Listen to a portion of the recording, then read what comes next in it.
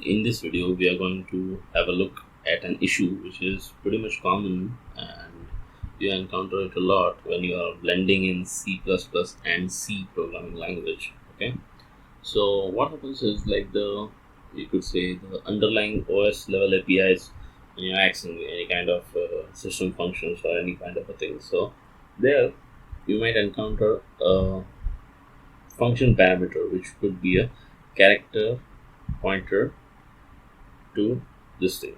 Okay, so this kind of parameter. So what usually people do is they do str, that is a string. Currently we use string data type, so they use string.data. So this, ideally this function should return a character pointer, and it does. So what exactly is the issue that is caused over here? So see here, it says const char pointer to const char pointer conversion, invalid conversion. So due to this thing, what happens is you'll get this error. So how do you fix this kind of error? So what you need to do here is you need to const cast that thing. Okay, and cast it as char pointer.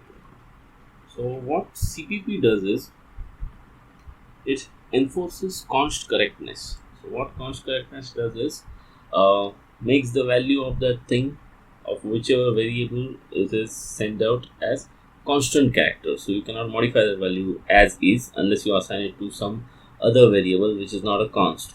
Okay, so this kind of thing helps in removing that const thing. Okay, const cast. So now when you recompile this thing, it should not show an error. Okay, so basically all the CPP functions usually enforce const correctness by default. Okay, so any functions that even return character pointer or any kind of a thing, usually they will return a const.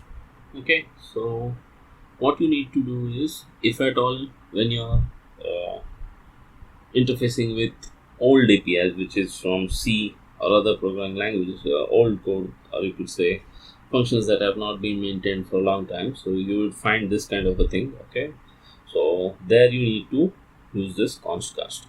So just a reminder that you should know is, using this is not actually a recommended way. Like, this is the only way. It's not like there are other ways, like you could copy into some buffer and then you could write that. Those are also ways. So this is the fastest way. Okay, so this is the fastest optimal way. Okay, but the whole thing is, as far as possible, try to write code that ensures your parameters, incoming and outgoing parameters, are constant. Okay, languages like Rust by default have immutable variables. Okay, so CPP doesn't have it at this point of time, CPP and C. So they have this const thing which you can use. Okay, so which is the optional features. So yeah, pretty much that's it. Thank you.